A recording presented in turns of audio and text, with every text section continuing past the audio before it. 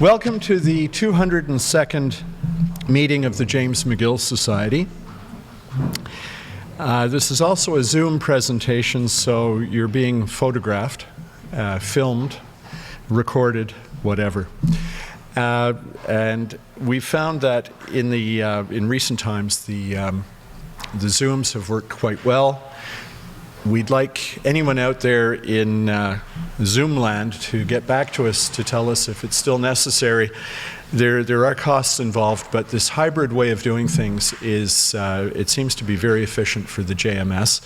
And I'd just like to say it's wonderful to see a full house tonight. This is absolutely amazing. After 3 years, we're finally getting back to normal social interaction.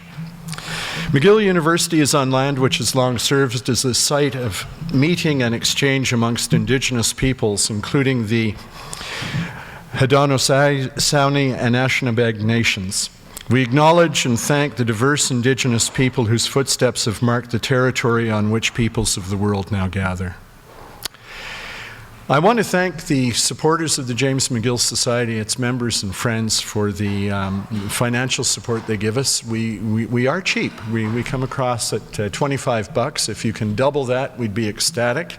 And there is one day a year when a donation counts for double with the administration of the university, and I think that's around March the 24th.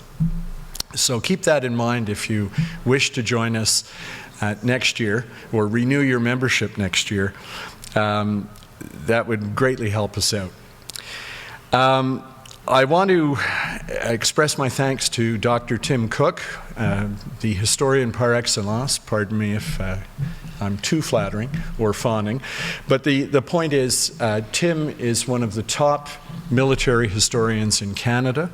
He's influenced a whole bunch of other scholars and graduate students from coast to coast, and he has a worldwide readership. And he's a friend of the Society. He's spoken to us before, and it's just absolutely wonderful, I think, that he said yes when we asked him to come prior to last Remembrance Day. He couldn't make it, but it was just a postponement, not a cancellation. So Tim, thank you very much for showing up tonight. And we're going to have one heck of a wicked talk, I'm sure. Thank you. And our Executive Secretary, Professor Peter McNally, I think, has some words to say about finances.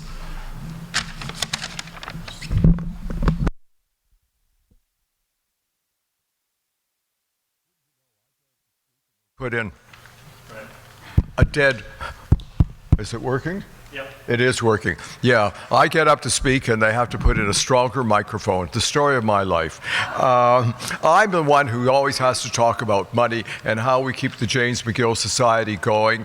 As you know, we do have a small endowment fund, but we really are very dependent upon our membership, and it's wonderful that we're able to afford to now have these as hybrid meetings, and the fact that we're now attracting what really seems to be a national and international audience. And I think tonight we're going to have another example of why we do attract these audiences. So again, to repeat what Susan said, thank you so much for your support, and we will look forward to your becoming a member with us again for next year.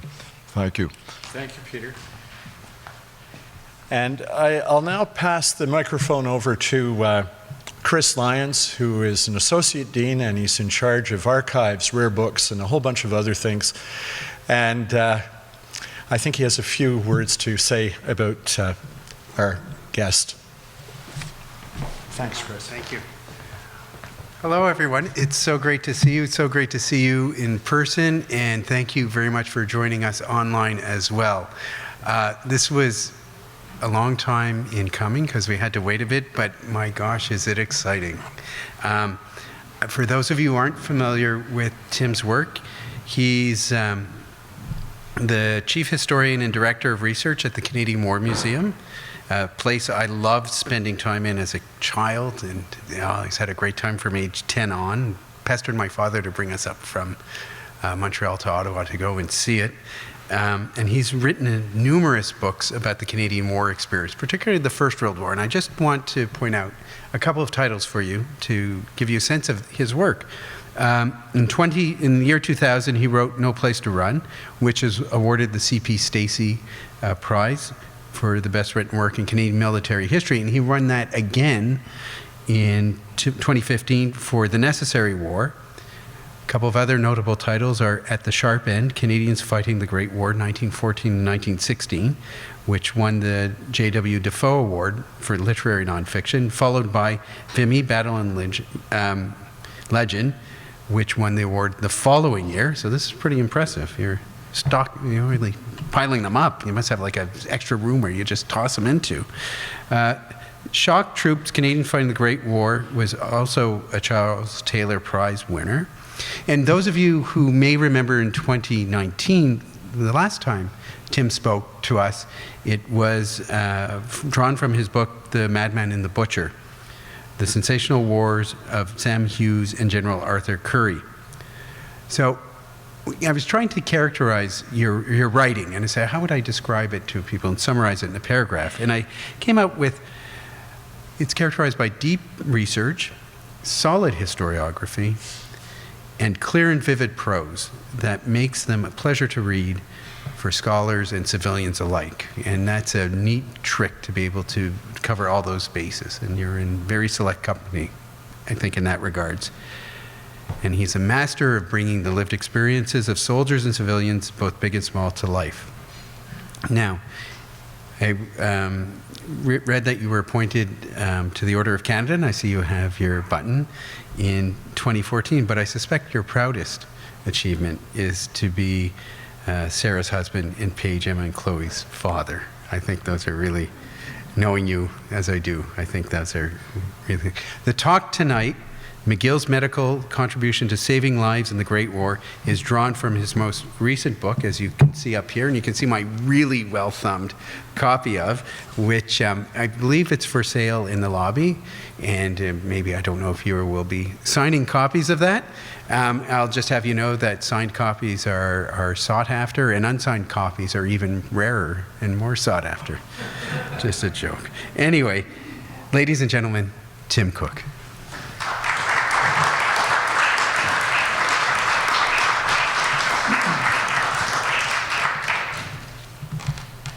Great. Thank you, everyone. It's lovely to be back and speaking to you here in this house of history. I think of Sir Arthur Currie as a Canadian Corps commander and principal of McGill, who lived here in the 1920s, I think until his death in 1933. And welcome to others joining us online. My talk, as you've heard, will be about McGill in the Great War, and I want to focus on McGill's doctors and nurses and the part they played in saving the lives of Canadian soldiers. Now, I'm just trying to get this going. There we go. Just to provide some context, the Canadian Expeditionary Force consisted of about 620,000 Canadians. That was about 1 in 3 adult males. And it's from a country of 8 million. So you can think of just the enormous exertion there and the impact on our country. The fighting arm of the Canadian Expeditionary Force was the Canadian Corps, consisting of 4 divisions and commanded by Sir Arthur Currie from June of 1917. And it was supported by the medical services. In this war of savagery and carnage, of body and mind-shattering artillery bombardments, of machine guns firing 500 bullets a minute, of chemical weapons and other horrors, ordinary Canadians faced nearly unimaginable stress and strain along the Western Front. Now, how they withstood that strain has been, I think, a primary question in my research now for about 25 years, and some 14 books and a dozen national exhibitions and other things. And it's through the letters and the diaries of the soldiers and nurses and airmen and sailors and others that I have tried to get at that history. And for the Second World War, oral histories as well with surviving veterans. And certainly they play a part in this book, and I suspect in my books going forward. The Canadian Corps fighting on the Western Front, one of the key elements I have established, and what I argue in this book, is that the medical services played an absolutely essential role in keeping up morale among the fighting men. They were often willing, the soldiers, these young men, these middle-aged men, often willing to undergo shocking privations at the front, as long as they knew that should they be injured, and that's too placid a word, should they have whirling steel tear through their body, shattering bones, smashing organs, causing great agony, should they be wounded, in the terminology of the day, that they would be cared for. And these caregivers in uniform, I argue, are vital to the war machine. They also engaged in preventive care to stop diseases from decimating the armies, in surgical treatment to save the lives of soldiers, and in the long healing process to return the wounded to their units. And isn't this a great poster encouraging young people, medical students and doctors to enlist? And I should note that half of all Canadian doctors served in uniform during the First World War, and a third of all Canadian nurses. That's astonishing. One of the parts in the book I do talk about is the doctor famine in Canada, with so many rural doctors enlisting with their units that it became a real problem by 1917. And as part of the conscription debates, of which I'm sure you're aware, there was talk of the need perhaps to conscript doctors and to spread them out across the country to be more equitable in treatment of those who were still in this country. The McGill Hospital, which will be the focus of my talk today, which official name was No. 3 Canadian General Hospital, was part of this complex medical system, which would eventually include, as I mentioned, half of all Canadian doctors, and that, as an official 1919 report noted, was a great machine of healing. A great machine of healing. I like that term. I think it speaks to the complexity of this massive formation, which by the end of the war expanded from 10 pre-war doctors and a handful of orderlies to over 20,000 doctors, nurses, physiotherapists, and other specialists in uniform. Now, in Montreal, Canada's largest city at the time of 600,000 and the center of Canada's banking and investment wealth, McGill University was the center of higher learning in the country. Its medical school was the most prestigious in the Dominion, with its reputation established from the late 19th century through the Canadian-born Sir William Osler, who would become, as many of you know, the most famous physician in the English-speaking world. From early in the war, and you'll remember the war started in August of 1914, the Dean of Faculty of Medicine here, seen on your right, Henry Burkett, had appealed to authorities in Ottawa to raise a university hospital. Now, there were a number of units that had come together at Valcartier to support our primary force there, where about 35,000 Canadians came together. But he argued effectively that it made sense for the universities to raise units from their professors and from their student bodies. McGill was the first of these university hospitals to be raised. And it came from the community itself.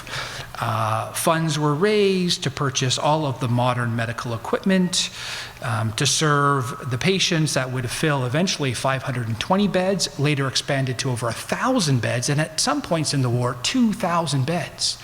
Now, to put that into context, that's a big hospital for today, but it was bigger than any other hospital in Canada at the time by a factor of several.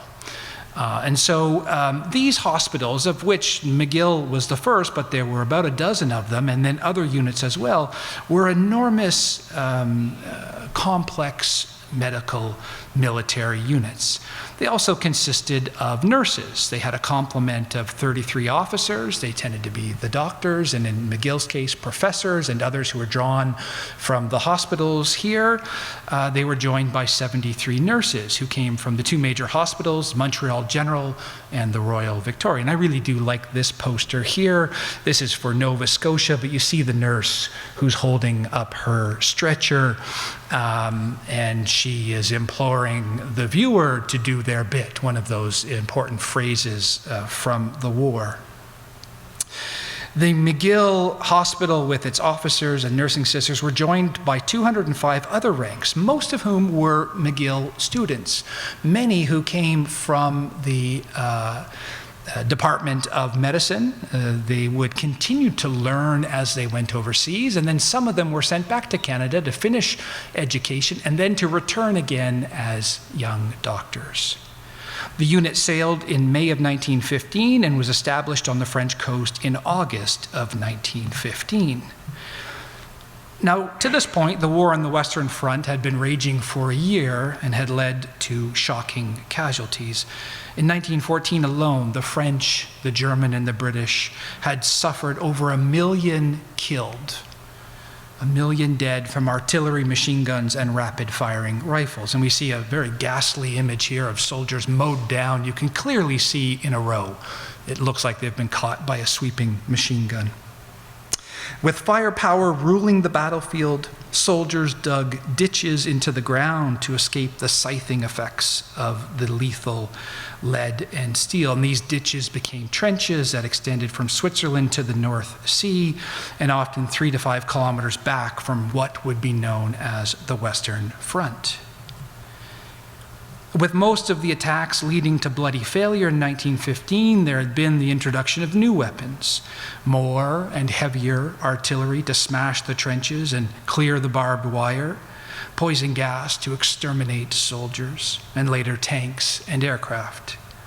The wound to soldiers from high explosive shells and shell splinters and shrapnel and bullets tore through flesh. This would be the site of destruction where the McGill Hospital would be caring for the wounded. This is a very rare photograph, shamelessly lifted, I think, Chris, from your website. A very rare one of the McGill Hospital, which consisted of about 250 huge tents along the French coast at Denay-Camière, of which they were vibrantly colored with intricate designs. And this is a photograph taken from fairly far back, but some of these tents could hold up to 60 beds. And there was, cameras were illegal on the Western Front. So were diaries, by the way, but the soldiers tended to keep diaries from the highest general to the lowest private. They would write their letters, but the cameras, the military authorities really went after them on that. So this is one, I think there was a McGill doctor who used a pinhole camera, and a number of his works have survived, and I think this is one of them. And it shows the ingenuity of young men and not so young men who wanted to document their war experience. In late September, the British launched a major offensive at Loos, which resulted in almost 60,000 casualties. This would be the first test for the hospital staff, and we have a rare photograph here of number 3 general, and we see the nurses and others involved in the care of patients. And the rush of wounded came in day and night from the start of the attack on the 25th. With more than 1,000 wounded soldiers arriving over the course of the week. One private wrote in his diary, "This week, the busiest since we opened, is a confusion to me of blood, gaping wounds, saline, and bichloride. Few particular events remain clearly in my mind." For the surgeons and nurses, it was a welter of bloody bandages over horrendous, jagged wounds with bones jutting through skin, punctured lungs, mangled faces, or bloody cavities in which a clenched fist could be placed. Lieutenant Colonel James Elder, who held the hospital's position of officer in charge of surgery, and he was a professor at McGill, and he would return to McGill after the war, wrote, "We have now done over 500 operations and admitted more than 3,000 patients," he wrote on November 6th, so about 6 weeks into the battle and into its aftermath. Now, the McGill Hospital, I should point out, was typically at the end of a chain of medical units. And this is a very nice image here. You can see at the top is no man's land, and you can see the attack would have gone forward there. The RSB on the right would be regimental stretcher bearers. They would be carrying back wounded men to a regimental aid post, typically just behind the front line, 300 or 400 meters there. In a dugout, a medical officer, usually a young medical officer, in charge of a battalion of 1,000 men would provide initial care, but generally they went further back. And the idea here was to get off the battlefield as quickly as possible, to get those badly wounded soldiers back to a medical unit. There were field ambulances where very rarely surgery was conducted. You see the advanced dressing station there, the ADS, and about midway through is the OCS, which is really the casualty clearing station. It's about 10, 15 kilometers behind the lines. It's there where surgery was conducted most often. And during the course of the war, they moved surgery forward because they realized that saved more lives. The McGill Hospital was at the base along the English Channel on the French coast, and there were rail lines that took the wounded there. So they typically got soldiers a day, 18 hours after a battle. Wounds would be festering, soldiers would be covered in dirt and their own filth. Sometimes they had been cared for, bandaged and rebandaged. Sometimes they were sent straight there. It was a chaotic situation. Some died on the trip there, some died within the hospital admittance area, but most often and very quickly they figured out how to rapidly treat these wounded soldiers coming in. Again, the key was to get the soldiers off the battlefield quickly, and we see stretcher bearers here. They were the most effective means to carry off a wounded soldier. This guy looking at the camera has been wounded on the backside somewhere, because typically you would lie with your back and your face upward. And take note of the mud there that they're walking through. These stretcher bearers, this is quite a flat road, and it's clearly behind the lines, but you get a sense of the muck that they are carrying these guys through. And often the stretcher bearers would carry 2, 3, 4 kilometers. Now, a guy like me, 200 pounds or so, that's a heavy carry. And they had drills, these stretcher bearers, and they talked about their callous, sandpaper-like hands carrying in the wounded guys that still, by the end of one of these trips, were bleeding, and bleeding raw. When the patients arrived at the hospital, like this one, they were often checked in. This is a really interesting photograph, I think, because you can see the wound tags on the soldiers. It would give a sense of what they were, how they were wounded, what treatment they received.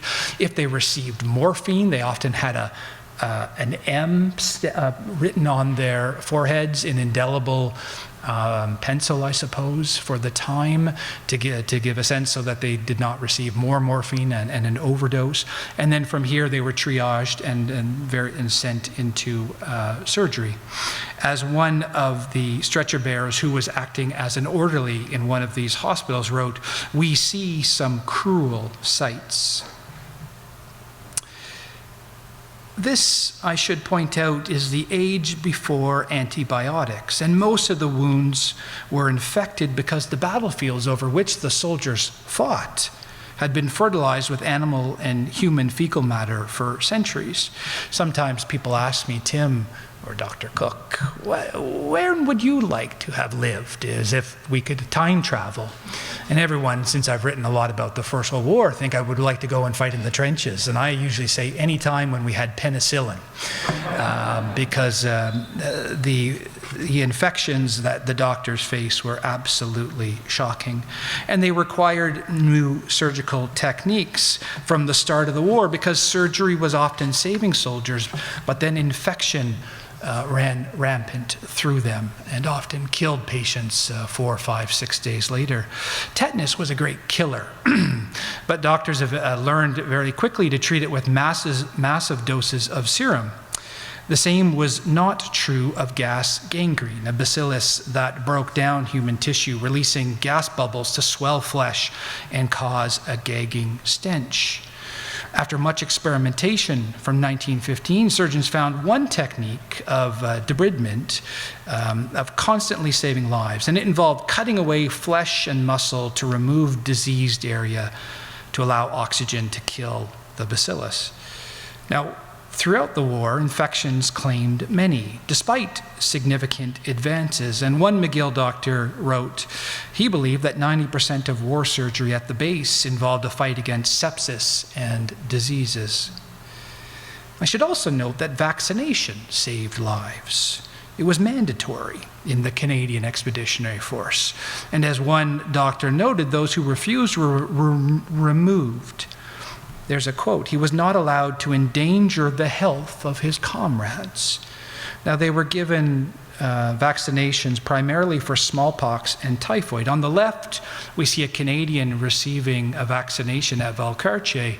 He doesn't look too happy because typically they use the same needle over and over again on the guys coming through, and it became duller and duller. But the alternative is the image on the right, which is an American Civil War veteran who is suffering from smallpox, an absolutely deadly and agonizing disease. And I sometimes think we, having passed through the pandemic and the discussions and debates about vaccination, we maybe should have shown some more of these images on the right. Indeed, one Canadian doctor, McGill professor George Adami, who's critical in my book, wrote, "The great outstanding feature of the war has been the triumph of preventive medicine." Now, I've read that quote. I think I may have used it in a previous book, but it's always interesting as a historian when you're looking at your sources again in the context of the time. I started this book in April of 2020. You may remember that period. We were all terrified. We were locked down. We were seeing people dying in hospitals alone. I wanted to understand the pandemic that we were passing through. I turned to history. That's what I do. I'm a historian. And it helped me better understand it. But it also gave me new insight, I think, into the Canadian Expeditionary Force. I've talked about of morale, of vaccination, of preventive medicine, and why indeed did this army not dissolve into a diseased mob, as almost every other army in history had up to that point. The medical services play an absolutely crucial role in that. Now, to return to the surgery I was discussing before, the cutting away of flesh and the irrigation of these great gaping wounds with saline reduced the deaths by infection, but often when gas gangrene took hold in a limb, the only option was amputation. One McGill surgeon wrote, "It is frequently a difficult matter to strike a just balance between the saving of a limb and the saving of a life in these cases. This difficulty is not lessened by the fact that here we were often dealing with infections rarely met with in civilian life." I'm struck by this image on the left of a Canadian soldier being fitted with a prosthetic limb. That too is a story of the First World War. And the image on the right I've always found very haunting. This young guy enlisted at age 16. And by age 18, he was a double amputee.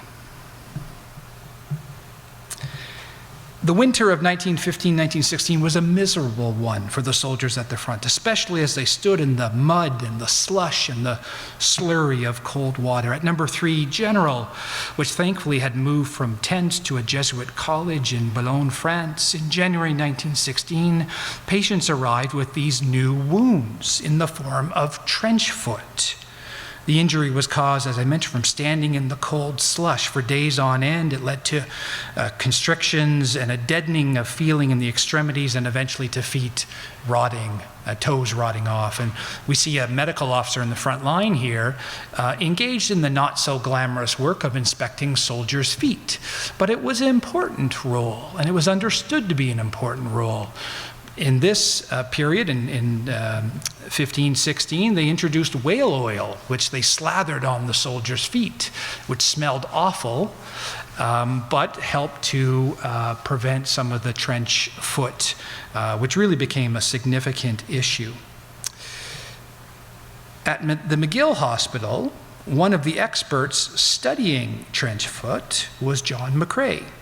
He was the senior officer responsible for all diagnostic medicine, and he made a study of trench foot. He was also very interested in his specialty, which was lungs and breathing and bronchitis. There was, of course, no shortage of patients. Trench foot were studied, and they were writing reports and publishing in academic journals about the soldiers as the war was still going on. There were also bacterial infections in the mouth, that was called trench mouth, and unknown influenzas, often labeled PUO, pyrexia of unknown origin. All of these were investigated to try to find new ways to treat them in order to send the soldier back into the firing line.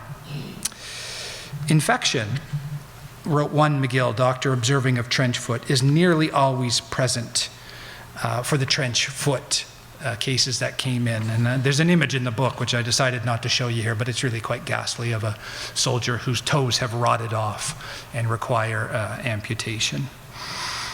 John McCrae was interested in that, and he was interested in all of the wounds and injuries coming through. Of course, you know the story of John McCrae, I think, born in Guelph, Ontario, but he had been a pre-war doctor here in Montreal. And he had co-authored a much-read textbook on pathology.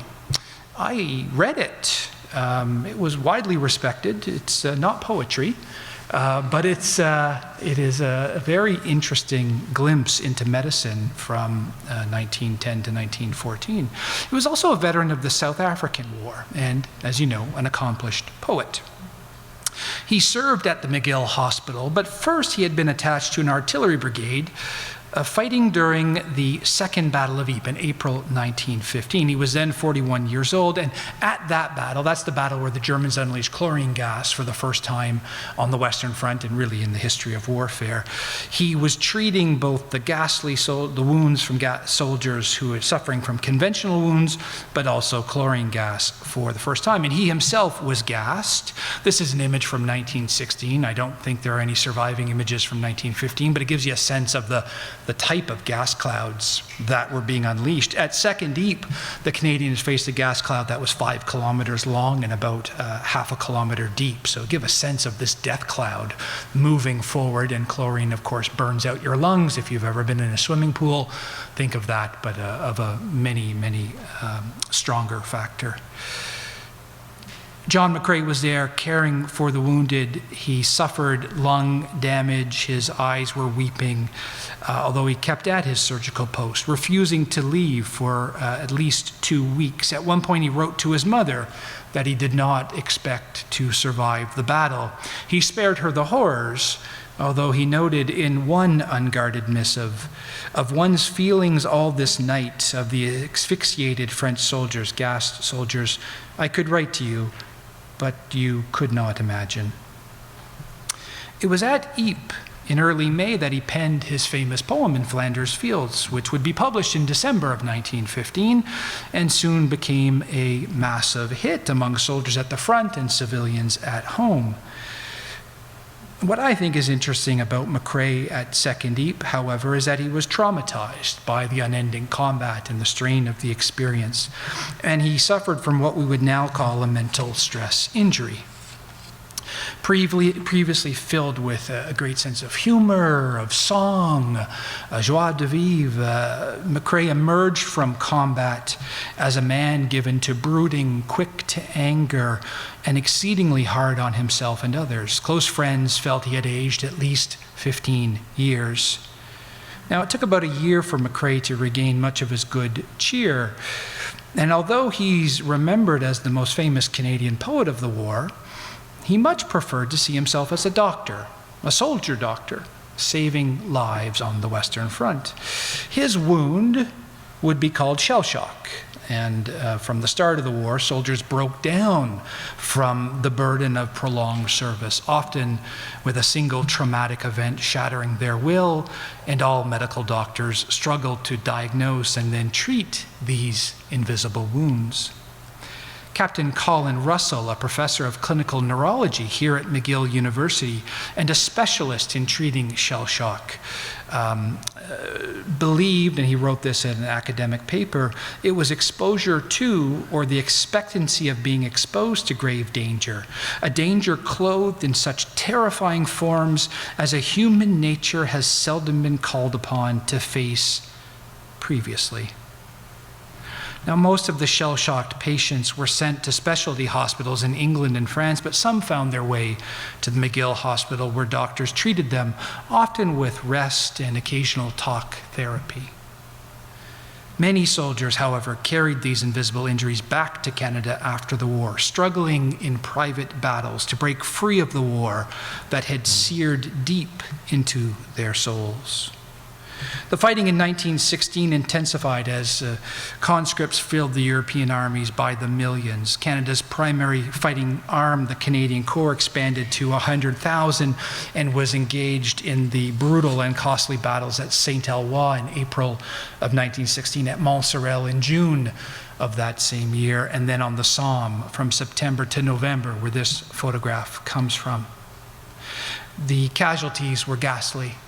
About 2,000 at Saint-Eloi, about 10,000 at Montsorel, 24,000 on the Somme. And when we talk about casualties, it includes the killed and the wounded. It tends to be a ratio of 1 killed to 2 wounded, but it changes during the course of the war. Many of these soldiers were too far gone when they arrived to the operating rooms or succumbed to infection in the recovery wards. And this unending death created a deep emotional burden for the caregivers. Some of the soldiers were never known beyond that of a first name. Others became friends and shared stories. And in the book, I have many letters, mostly from nurses who wrote letters home to the soldiers' loved ones, to their mothers, some of the most gut-wrenching letters for me, and often held their hands through the long night as they slipped from this world. Nursing sister Sophie Horner, a Montreal-born nurse who served for a while at Number 3, wrote, "Some of the wounds are so dreadful that one's most vivid imagination couldn't even faintly picture them." All the while, the costly fighting continued at the front, with Canadian victories in 1917 at Vimy in April 1917, at Hill 70 in August of 1917, and at Passchendaele in October and November 1917, where this photograph it was taken. At those battles, great victories. Vimy, 10,600 casualties in 4 days. At Hill 70, 11,000 casualties over a 10-day period. At Passchendaele, 16,000 casualties over a 4-week period. To respond to the carnage, Number 3 Hospital raised its capacity to 2,000 beds throughout the year, because even in victory, there was terrible loss. Further evolutions in treatment centered around evolutions in surgery, but also the introduction of the X-ray machine, which became much more important during the course of the war in helping surgeons locate and remove pieces of metal that often peppered the bodies of the patients before them. And this is quite a striking image here of a patient with a head wound, and you can see the size of the X-ray machine there. This is, I think, Major Alexander Peary, who was widely published in the field, who was teaching at McGill and worked at the Royal Victoria Hospital, and he was seen as really one of the leaders. The examination of patients and how they died revealed the killing effects of shock from loss of blood. And the McGill Hospital carried out its first blood transfusion in late 1915. It's about a year before most of the other units were carrying out blood transfusions, at least as far as I can see from other records. The Canadians, in fact, became pioneers in blood transfusions, especially on the Somme. Again, it was through trial and error, and patients died, and yet lives were saved. There was this constant learning process that struck me, I think, as quite unique. And in reading the records, I could see lectures going on behind the lines, symposiums. Of course, with all the professors there, they were constantly learning and teaching. Back in Canada, Maud Abbott, seen here, of McGill, who became, as many of you know, a great expert in the heart, and some of her pathological samples are still here, which I remember seeing 10 years ago when I was invited to see them. She continued to edit the journal, the Canadian Medical Association Journal, which is still around today. She edited it for Sir Andrew MacPhail, another McGill doctor who served overseas, although she received no credit.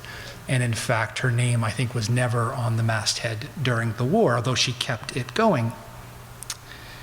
There was, as I want to, I guess, share with you then, this constant learning process amid sites of tremendous destruction. New weapons and like chemical agents. We see mustard gas here on the right causing terrible wounds. Again, as I was writing about this in COVID, I was thinking of the patients who were coming in infected in the hospitals. Mustard gas patients were also living weapons. The mustard gas on their uniforms could gas the doctors and nurses because of its the power and lethality of its vapor. Mustard gas tended to blind soldiers and cause these terrible blisters that you see on the right here, which were generally infected in the filthy environment. Even then, medical personnel found ways to treat them. Often, as I've mentioned, the doctors and the nurses suffered from raw lungs, weeping eyes, sometimes their hair turned yellow, and they developed burns developing along their hands and forearms. Despite the horror of the wounds, the doctors and the nurses exhibited great skill in saving lives. There was this constant evolution of techniques and practices, and the records from the McGill Hospital reveal that fewer than 1% of patients who arrived succumbed to their wounds. Now that's all wounds, not just chemical wounds. And I really like this image. It's from the Queen's University Hospital, but it shows recovering soldiers engaged in hospital art. They're knitting there. They both have broken legs. It's hard to see here. There's another photograph that shows it differently. Broken legs or broken femurs were all but a death sentence in 1914 and 15. But through the new surgical techniques and new ways to treat the soldiers and combating infection, by 1917 and 1918, these soldiers were regularly being saved. I think that's an interesting way to look at this photograph. Now, the loss of fewer than 1% is without a doubt a great medical victory. But hidden in those statistics are the many soldiers who died in no man's land, or on a stretcher being carried to the hospital, or in one of the many other medical units closer to the front. As I was researching and writing this book, there was a medical mystery that had plagued me for about 10 years, and it came from reading a doctor's letters where it seemed to suggest that he was involved in removing body parts from soldiers. And I spent years looking at the archives, looking for those records. And I wrote a lot of books in between, but it was always one of those research files that I kept open, looking for if there was evidence of this. And before COVID, I found the evidence at the archives. And it was clear that Canadians were involved in a British program to harvest soldiers' body parts after they were dead, of course, including brains, lungs, and other organs, to use them as teaching tools. Now, this was a pretty significant revelation because it's never been written about in any modern history book. There's a reference to it, a couple pages in McPhail's 1925 medical history. But I have uncovered in this book this medical story. Now, as the historian, one needs to understand the context of the time. How did doctors learn? They learned from the dead, of course. They learned from the dead to assist the living. And yet, even though there was no concept of consent at the time, the soldiers' next of kin were not told that their loved one's brain or heart or lung had been removed. I've looked at their personnel files. I had their names from other records, and I could see that nothing had been there. Now, McGill plays a key part in this program. George Adami, who I had mentioned, a professor here, was the leading proponent of this, and he very much saw this as an opportunity to learn from death, to learn from the slain soldiers, that their sacrifice would be another means of which to advance society. And I talk about this in the book, about how hundreds of body parts were removed from slain soldiers, and eventually 799 were sent back to McGill University. Now, this is a really interesting image. They were put on display here in 1920. Maybe one of you can tell me what this building is. But you can see some of the examples in the foreground. On the left image, you can see femurs and bones that have been removed from soldiers. On the table, you can see plaster hands that have been terribly mangled. There are faces there from facial reconstruction surgery, which is a key element that I talk about in the book. And on the back side of this are what were called the wet tissue, which were organs, hearts, and lungs that had been removed from soldiers. There's ample evidence of this in this exhibition. Now, as a historian, I grappled with this. I feel very close to these soldiers. I've been studying them for 25 years. I found this shocking. I did not think that these Canadian soldiers who were killed fighting for king and country, as the language of the time was propagated, were meant to serve after death as well. I'll come back to this in just a little bit, but I do think it's interesting, and I want to talk about it a bit more, and maybe in the question period, if we have some time, we can discuss it a bit more. But to return to the war, the last year of the war, 1918, witnessed titanic battles and horrendous losses along the Western Front. Again, the advances in surgical techniques and tactics led to a much higher survival rate. One of the things I talk about in the book is the period of great battles called the 100 Days Campaign, from the Battle of Amiens on the 8th of August 1918, a series of battles the Canadians fight in and spearhead, often with the Australians. And there were 45,000 casualties during that period, but about 9,000 deaths. That's a wounding ratio of about 1 to 5. And I had never kind of clued into that. Clearly, it is the medical services are saving more of those soldiers. There are other factors I talk about in the book, but wounds to the abdomen, the brain, as I mentioned before, the femur, in the early part of the war were a death sentence. You didn't survive those. By 1917, and certainly 1918, far more soldiers survived those ghastly injuries. Number 3 continued to take thousands of patients coming through.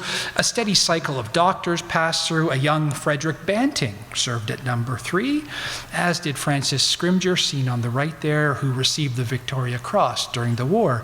Banting, as you know, came back to Canada and was a co-discoverer of insulin, saved millions of lives, diabetes. And Scrimgeour came back and taught at McGill, and would continue to teach. And known as Scrim, the Victoria Cross, as many of you know, is the highest award for gallantry in the British Empire. He never wore it, and he didn't want to take part in the various ceremonies associated with the Victoria Cross. And he would have a son who served in the Second World War who died, and he passed away, thankfully, before that occurred. From 1918, a new plague descended on the armies fighting in Europe, known as the Spanish flu.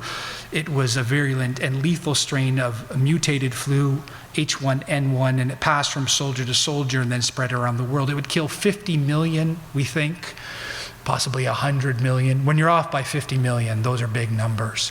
In Canada, we have a better sense. 55,000 Canadians died from the virus, and we who have lived through COVID know of the devastating effects of such a pandemic. At number 3, Canadian General, there wasn't much the doctors and nurses could do for the patients. They thought it was a bacteria, in fact. What they did do was the right things. They isolated them. They often wore masks. And although they talked about their frustration at feeling impotent in being able to save these young men.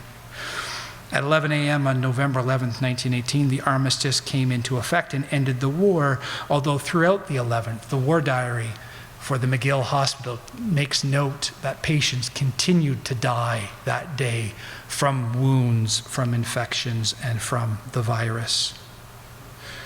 I'm wrapping up here, folks, but by war's end, the hospital had treated 143,762 patients, while losing only 986. It was an astonishing record of care with many lives, and that included not just Canadians, I should note, British, Indian, Dominion. They all passed through these hospitals. They didn't just treat Canadians, I should make note of. Almost all of the medical practitioners returned home with new lessons in traumatic care. In the book, I was really fascinated by this. I'm interested in the legacy of war, its trauma, and its effect on society. But in this case, you have half of Canadian doctors returning to Canada with new experience in traumatic care and blood transfusions to assist burn victims, or the use of x-rays in determining the extent of damage from tuberculosis. The success of the medical services in engaging preventive care while losing soldiers, nonetheless, as this image makes clear, led to better public health measures, including maternal and natal care. I was really surprised about that. There's a whole movement in Canada in the 20s for better care of infant children. Why?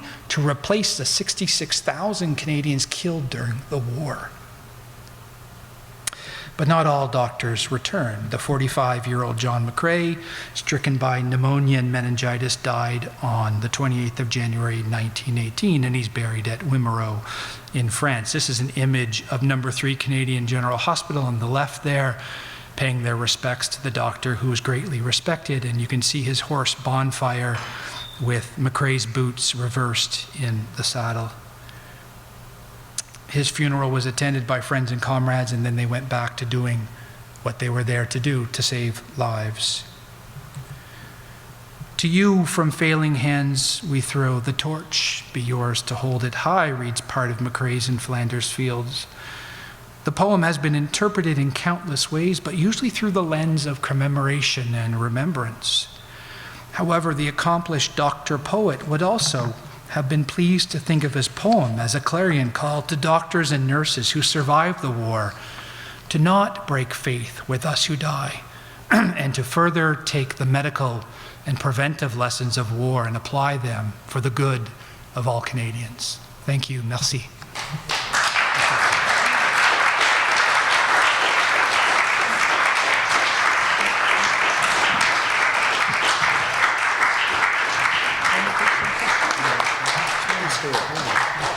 I'm just trying to encourage you. Give me 1 second.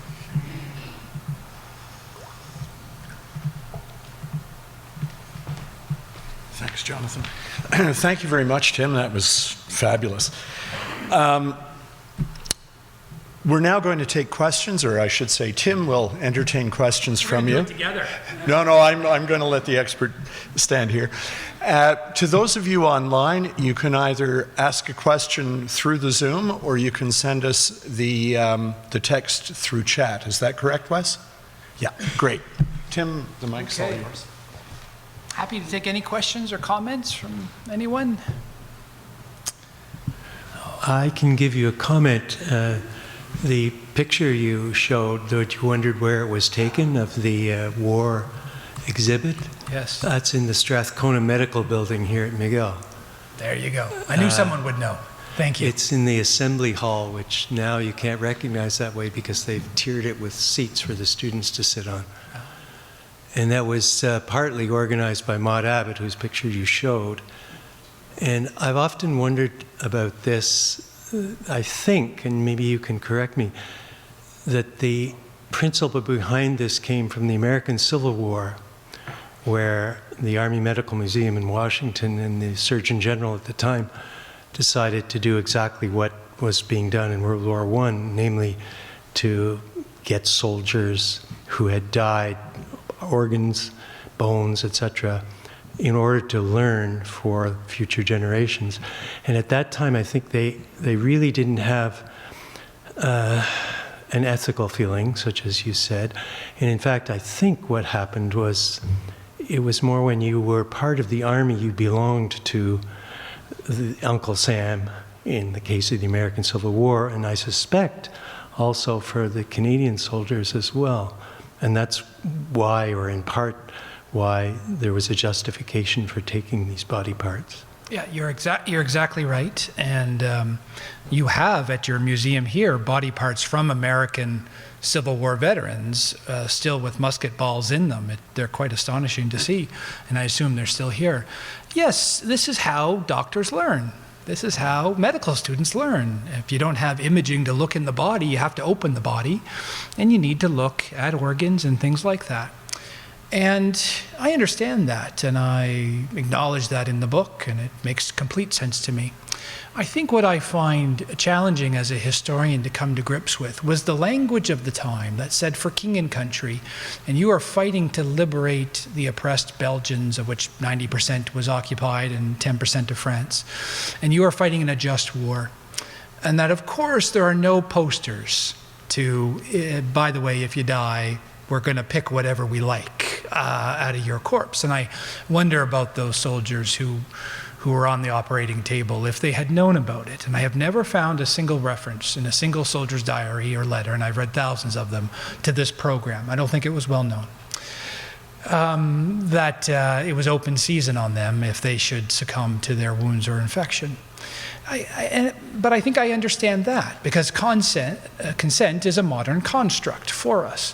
What I find more challenging, and I would encourage you to think about, is in the period in the 1920s, is a period of great commemoration, of bearing witness to the fallen, the 66,000 slain Canadians. There are memorials across this country. There are memorials here, multiple memorials at this university, stained glass windows, arenas named after, stadiums named after fallen soldiers, plaques, commemorative histories, regimental histories. The list goes on and on. This is one university.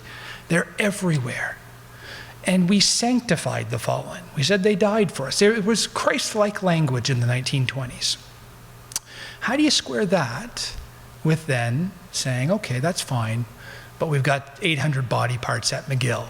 And I think that's an interesting tension to talk about and to think about. And were they thinking about the fallen in the same way? Certainly they weren't about these guys, or they at least made the mental logic to say, we can still sanctify the fallen and still hope that in death they continue to serve, which was some of the language they used. The fact that their loved ones and next of kin were not informed about this, I think, problematizes the whole issue. Any other questions or comments? Questions online. A question online. Maybe I'll read that out for everyone. If you could. One person is going to turn on the microphone. Oh. You can say, go ahead, Robert. They'll know who it is. Go ahead, Robert. Yes, hi, can you hear me? Yes. All right. I'm currently working on my PhD dissertation on sanitary section and mobile labs and their role in preventing the spread of disease, infectious disease. I know that the hospitals, like McGill Hospital, played a role here, but beyond the scope of the hospitals, how would you assess the effectiveness of sanitary sections and mobile labs in preventing the spread of disease, especially diseases like typhoid fever and influenza? Yeah, thanks, Robert. That's a great question. And if you allow me an anecdote, Des Morton gave a lecture about 25 years ago at the Old Canadian War Museum, and I was a young grad student working on an article on rum in the trenches and the importance of battle rum as a combat motivator. And so I asked him a question of what he thought about rum as a battle motivator, really hoping he would say it was important. And he did. And Robert, I thank you, and I think these labs were very important. You probably know of George Naismith, who was a doctor, Canadian doctor, who stood 4'6" and had to talk his way into the army to serve overseas. And he actually plays a really key role. He wrote his memoirs and other things. And he was involved in these mobile laboratories. And this is not part of the war we often think about in tactics and the development of artillery doctrine and how does the counter battery fire work and how do you advance with a Lewis machine gun. These were soldiers in uniform who were going around looking for typhus and rats with plagues, and they found them. And they would cordon off an area, especially among the Belgians, Belgian villages and other areas. And I would argue, and I look forward to your research, Robert, that they do play a key role, absolutely key role in disease prevention. This image I show you here of Captain Ree, who is at McGill, is a pathologist, and he was looking for disease, and he wrote up reports. And so it's a complex interplay, and I think when we're looking at the medical services writ large, there are multiple aspects for what's happening at the fighting front, what's happening further back, what's happening in England with all of the convalescent homes, and all the way back to Canada. Think of all those tens of thousands of grievously injured soldiers who come back to Canada. We create a whole medical system to care for them. I would suggest it's our first real large-scale pan-Canadian medical system. So these are all part of the legacies of the war. Thanks for the question. Okay, there's another question. What connection was there between the McGill Hospital and the hospital at St. Omer, where my grandfather was treated for the loss of an eye at Passchendaele? So the connection between a number of hospitals, there were dozens and dozens and dozens of hospitals along the Western Front, British, Australian, New Zealand, Canadian. They tended to be self-enclosed units. But as I'd mentioned, there are lectures, series that going back and forth. Surgeons and doctors would be sharing their knowledge. There were specialized clinics for venereal disease, which is a great problem, and shell shock that I've mentioned, and other wounds, eye wounds, which were complex. And so I'm not sure that there's a great connection that I know of between the McGill Hospital and that hospital. But if that was a Canadian one, then we could probably determine that. There are histories written on about half of the hospitals.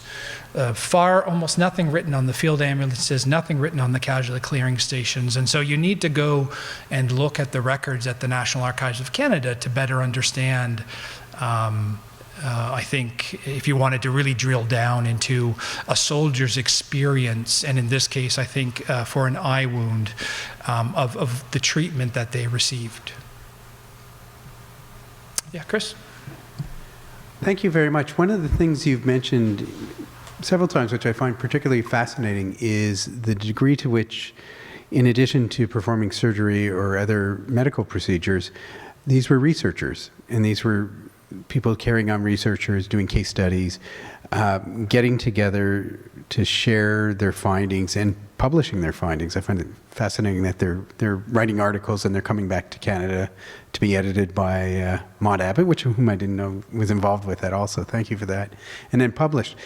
Was this a sort of a spontaneous thing by professionals who said, we want to work with this, do you know, or was this ever organized as part of the CAMC?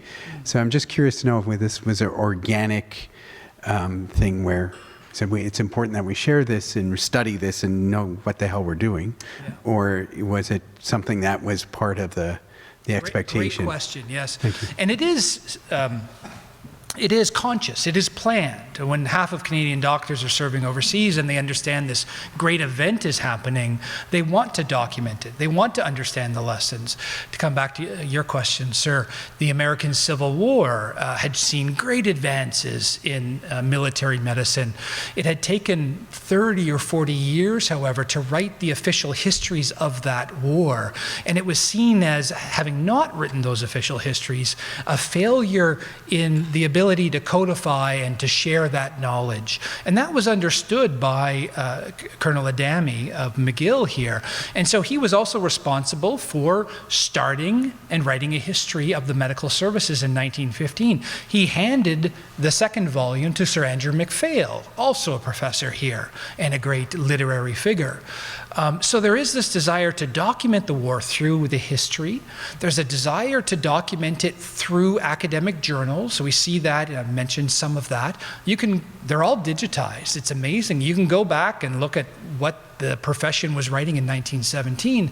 And one of the things I find really interesting are how these veterans, they go back to their hospitals or to their their professions, and how they're continue to talk about the war. You see that in the decades after.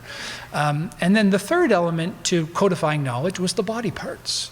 So again, it is part of this knowledge mobilization, knowledge creation that I think is definitely understood, that they are living through a seismic event. And again, if you just maybe think about we having passed through COVID and the amazing evolutionary changes in medical treatment in 2.5 years, and the new vaccines, you know, a much greater survival rate, as I understand it, you know, now than in April, May, and June of 2020. And so I think these cataclysmic events, they do propel us forward. Last point, and then we can come to your questions here. What I find interesting about the Great War, if you'll permit me, is that medical historians, I'm a military historian, although I do economic and political history and social history and cultural history, but medical historians have not really written about the First World War. It falls into an area that is challenging for them, I think, to understand it and to give proper due, I would suggest, to the legacy of the war. And there's a great caution among historians in saying, and permit me for being crude, war is good for us to learn how to treat people more effectively. No, war is never good, and we understand that. But you cannot deny, as I have one doctor in the book write about and say, what, you know, I'm paraphrasing here, it was so awful and the loss of life was so terrible, but you simply can't deny that we learned so much in this 4.5 year period. And there's a great book for sale out there if you want to find out a little bit more. Yes, sir? Yeah, thank you very much for a great talk. I certainly learned a lot and was not aware of this concept of these field hospitals. But we have a war going on now in Ukraine. And my question is, I know this is a bit off the topic, but are there field hospitals there, and has that been helping their survival of, you know, less killings for the Ukrainian soldiers? Yeah. Yes, there is, and I'm no expert and do not claim to be, but all modern military forces have medical forces, medical units. What we see, if we think of the 20th century evolution in care, the big massive change in the Second World War is penicillin. If we think of the Korean War, we think of helicopters, in transporting soldiers from the front. And as anybody who is a first responder knows, it's, you know, those critical minutes of getting and caring for people with traumatic wounds that can be the difference in saving lives. The wars in Iraq and Afghanistan saw, again, other evolutions in tools, in medicine, in tactics, in structures. And one of the things that has often not maybe drawn proper attention to is the fact that military medicine, like civilian medicine, has advanced in great strides. And if we think of Canadians in Afghanistan, 158 killed, as we know, something like 1,500 were wounded, and many of them in really traumatic wounds from IED blasts, suffering permanent damage physically and mentally as well. And we don't often think about the wounded and the rehabilitation. And you know, there are many soldiers who suffered such horrific wounds that they said on the battlefield, just kill me, pleading for people to put them out of their lives, which sometimes happened. And I talk about triage and some difficult areas like that in the book. We have to acknowledge it because it is a part of war, and war is ghastly and and brutal in those ways. And just to come back to your question, yes, there is ongoing medical units. There have to be in Ukraine. And what's interesting, as I read a story, again, I'm not an expert on this, but some of our first responders, I think from Alberta, who were also in the reserves, went overseas to offer training to some of the Ukraine doctors. And so again, that's an area where Canada, with our Canadian forces being so professional and our reservists being so professional, that we can go as, typically we go as force multipliers to help train other soldiers, as we have also done in Ukraine. But in this case, it was to help train to save lives more effectively. Yeah.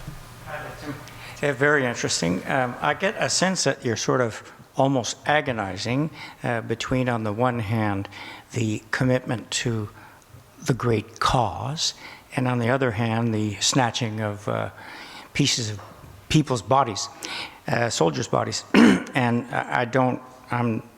this is your specialty, not mine, but I'm a historian too, so humans always seem to behave in a irregular way. And perhaps what we have here is a proof or a evidence of a certain incoherence in the way the society operates with different objectives. The medical doctors, the nurses, feeding into the accumulation of knowledge about how to treat people that are bleeding and dying and so forth.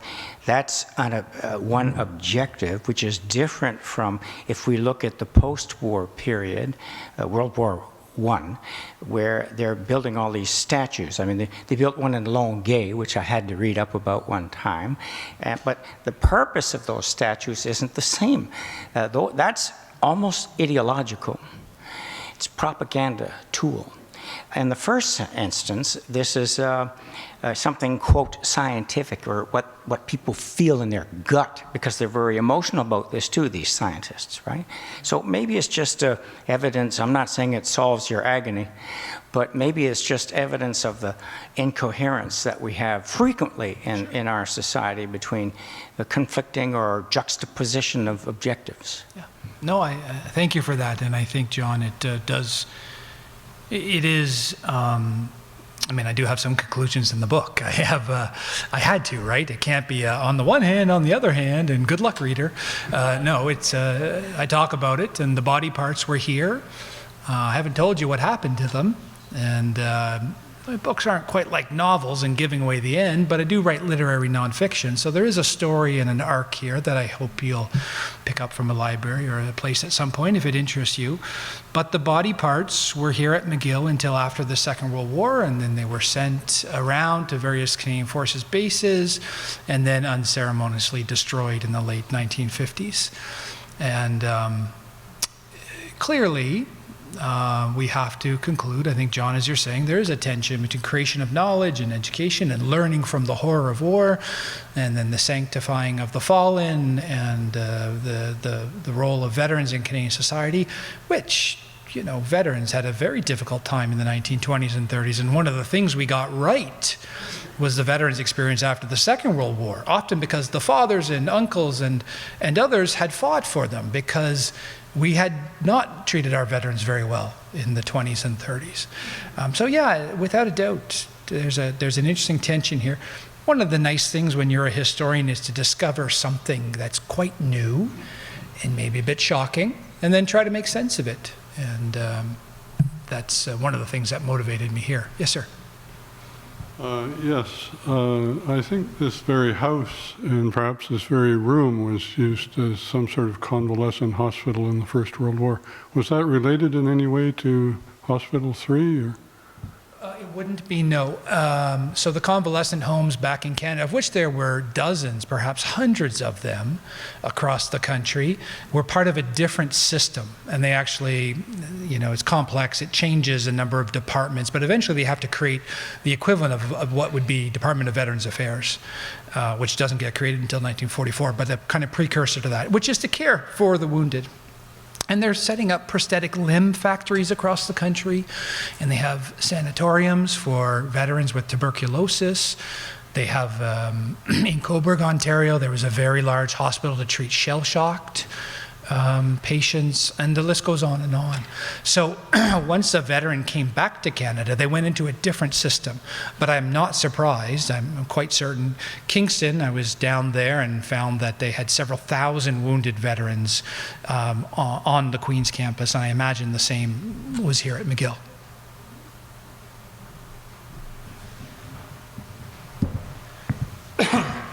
Dr. Cook, as you know far better than I do, shell shock was one of the many, many forms of injury that our troops suffered in the First World War, and all troops suffered. And I was interested just a moment ago where you mentioned Cobourg, Ontario, after the war, dealing with shell-shocked troops, veterans who had returned. And I'm wondering if you can tell us any more about whether the medical science made any advances in the treatment of mental health problems, particularly PTSD, which I think was then called shell shock, after the war. Did the war in any way assist medicine in finding new ways of assisting the mentally wounded from that terrible question. conflict? And there were advances. I think shell shock is an interesting metaphor for the Great War. If you look at any novel, any play, shell shock is very prominent, right? This is the war that not only chews up bodies, but it destroys minds. And we think of Rivers and Sassoon and Wilfred Owen and others. It's very prominent among poets and in the poetry. And it has come down, the treatment being quite brutal of electric shock therapy, which was certainly true. And yet, there are some scholars who have looked at this, myself included. It was far more common to engage in spa therapy, so to warm waters and rest, and Freudian therapy to talk about their experiences. Now, there's an interesting tension, and I write about this in the book, between the high command, which wanted these soldiers back, who were collapsing under the mental strain. You know, I don't want to paint every general as insensitive, but they needed these soldiers. And this idea that these guys could be leaving the front without physical wounds was seen as an epidemic because they didn't understand these types of wounds. The doctors, on the other hand, did, or at least were beginning to understand these wounds, especially the specialists. And they were recommending you need rest and quiet and time to let them heal. And they were being pressured. And by 1916 and 1917, they're not even really allowed to use shell shock as a term anymore. And so there's an interesting discussion and debate here. Certainly the advances continue through the war. What is the legacy, though? And this is an interesting area where we don't have a lot of scholarship to know this evolution in treatment. A lot of these experts did continue in society, but psychiatry took time to sort of take hold in the Canadian medical profession. And there are others perhaps in this room who can speak more coherently to it. We should have understood it better with the 9,000, 10,000 cases of shell shock that were diagnosed, the other 5,000 or 6,000 which were quietly diagnosed, and the many tens of thousands who came back to Canada suffering from what we now call PTSD. But you'll remember that term isn't even an official term until 1980. And we had to get through Vietnam before that term took hold. And it was Vietnam veterans who often fought for that. So there is no kind of Whiggish curve on this, I think we have to say. We made mistakes in the Second World War. It wasn't called shell shock, called battle stress. But in Normandy, a quarter of non-fatal wounds are battle stress wounds to the Canadians. It's a long way to say that I don't think we can say that there was a great epiphany in 1919 and that we all understood mental wounds better. We certainly did not. But I also think that there were a number of specialist doctors who were exposed to it. And I do remember one doctor writing, saying something to the effect of, you know, he was a rural doctor. He'd never seen shell shock. He spent all of his time dealing with baby births and pneumonia and circumcision. And so think of the learning curve for these doctors as well on all of the various fronts. It's quite astonishing. Maybe time for one last question. Is there a last burning question? Okay. It's going to be fantastic. No, it's not going to be fantastic, but first of all, that was a completely fascinating talk. Thank you. And second of all, how often do you get to ask Tim Cook a question, right? So this is tiny, and I don't mean to put you on the spot. I'm on the board at Mount Royal Cemetery. Sir Arthur Currie is buried there. We're putting together some material, and we're curious about the quote where he's buried.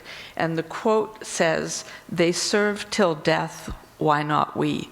Do you have any idea where that comes from? And I don't mean to put you on the spot, Dr. Cook. I just can't not ask. Yeah, no, I do know. It comes from You'll remember Sir Arthur Currie fought a famous court case in 1928 where he was accused of being a butcher by a newspaper that was repeating charges that had been made by Sir Sam Hughes in 1919. It was a sensational case, again in Cobourg, Ontario. It was fought. It was a traumatic event for Currie. He won but suffered a stroke afterwards, and his health, he never regained it. And he died 5 years later in 1933. He was, however, made head of the Canadian Legion. I think it was after the case. And I think the quote is from 1933, although it's in my book, The Madman, the Butcher, and I could send you the reference, where he said that. And he said it in the context of a couple things. Most prominently in the middle of the Depression. Remember, 1933 is a very dark year for Canada. Veterans were disproportionately out of work, and they were known as the burnout cases, burnouts. And he, if you look at Currie's papers here at McGill and at the National Archives and at the Canadian War Museum, there's all kinds of letters there sent to him by soldiers, and he's responding to them by hand, and he had great sympathy for them. And that's the context of that very powerful phrase, which continued to be evoked and invoked by the Legion for decades after, and possibly to this day. And it ties up nicely because you opened up with your reference to Arthur Currie. Yes, thank you. I never grow tired of talking about Sir Arthur Currie. You know, if you'll permit me, I think he was one of the great principals of McGill. He helped to build up this university, as many of you know. When he was appointed, he was not, some of the professors wondered why this general with a high school education would be leading them, but he led a massive fundraising campaign. He brought in important international stature, and he won over many of the professors and students. And I always think of Sir Arthur Currie. He was intimacy did not come easy to him. He suffered from being a general in charge of 100,000 soldiers in battles like Amiens, where thousands were killed on a single day. You have to create a distance there. And some of the soldiers thought he was callous. He was the butcher sending them off. And I struggled with that in the book, because clearly you could see in his letters and diaries how much he felt the burden of command and the need to send off these young men into battle, many of whom would be killed. And yet after the war, when he came back to McGill, he was known for being very friendly with students. And he would talk to them, and he would invite them in for conversations. Now, he had a bit of a puritanical streak. He didn't like people holding hands and things like that. But he really did care for those McGill students, who I think, without slipping into any Freudian analysis, he was looking for those soldiers that he had led and that he had often buried overseas. And this was a new generation. And this was the home in which he met many of those young men and women from McGill. Thank you very much, everyone. Thank you.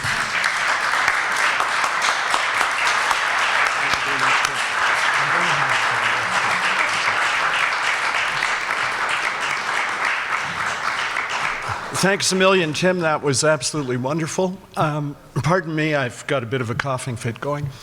Wes Cross would like to say a few words in appreciation. Wes is a longtime acquaintance of Tim Cook. And dare I say it, Wes is a bit of an investigator himself into historical things, including finding in the archives just a few weeks ago, folded up in a place where it shouldn't have been, a letter by John McCrae. Well, it's one of the hardest things in history is to follow Tim Cook, but this is very brief. I just want to say thanks to Tim. It kind of harkens back to your first book, which dealt with gas on the Western Front, and now that you've covered everything. And I think most pleased would be Des Morton, who was relegated to writing essentially one chapter in When Your Number's Up. I think it was entitled Blighty. And he really wanted to write more about the medical and other services behind the lines, and I think he'd be so proud that you've done that. You never cease to fill a house here and elsewhere.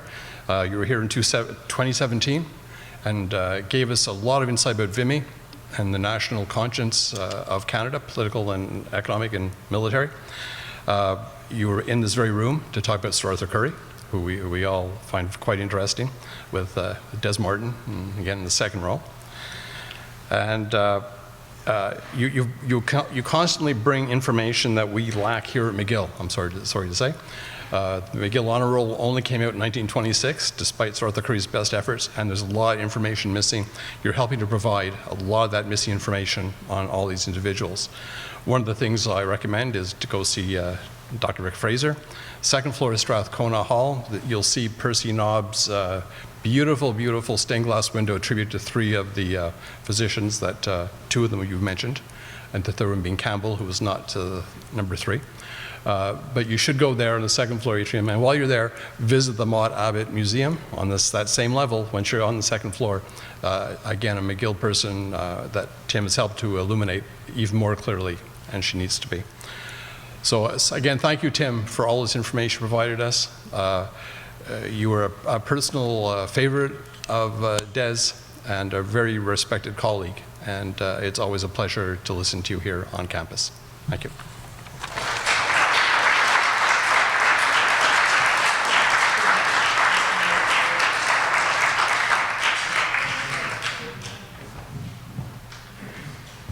Well, it's nice to walk among the humble, because one of the other things Wes did was manage to be awarded the commendation from the Ministry of Veterans Affairs, I think in 2014, for work he did on the McGill Remembers project. And I would encourage any of you here who are at all interested in McGill's participation in the First World War to get into McGill Remembers, and you'll have short biographies of the McGill people who served in Canadian and Imperial forces, and it's absolutely fascinating. And I shouldn't just say Canadian and Imperial. I think there's a guy wearing a French fireman's helmet, and it's just amazing to see where these guys come from, what they did. And the records, the fact that these records are there, and the fact that the follow-up for the Second World War was done, where Wes was involved, is an amazing resource for future people interested in the people who populated this university. Thanks again for a spectacular presentation. I thought quite often during the picture flashing that of what one of my great uncles went through. He was in the 4th Canadian Field Ambulance, and he'd been gassed and whatever. And I found it curious at the end of your talk when you mentioned that nobody's really done a history of these guys, but you're shining light on the average Canadian soldier, and of course the unaverage, okay, the above average, if you want to call it, the generals, the doctors, what have you. But you're shining a light on a particular group of people who've so long been ignored, and that's fabulous. Thank you very much, Tim. Well, this brings to a conclusion the 202nd meeting of the JMS. The 203rd is coming in the fall. We have no clue who our speaker will be, but these things, of course, will be figured out in time. Again, I want to offer some personal thanks to Jonathan Roy, one of our computer technicians. What can I say? I mean, sure. I wasn't looking for the actual title. I just want to say one of the fantastic McGill employee. His colleague, John Childs, at the back, who does the video. Without them, I don't know what we'd do. We've managed to read quite a diverse group across the country with some of our programming this year. And that in no part is due to, I think, your technical expertise. Thank you both.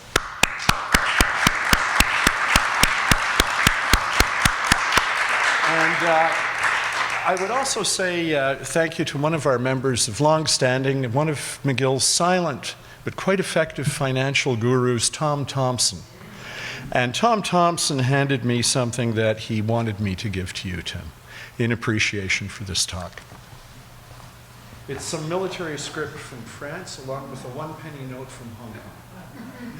Thank you, Bill.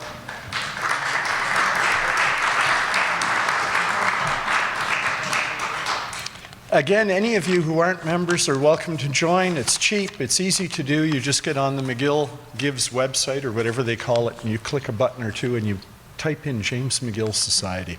Cost you $25, but like Mad Magazine said, cheap. Thank you very much. Have a wonderful summer. We'll see you in the fall.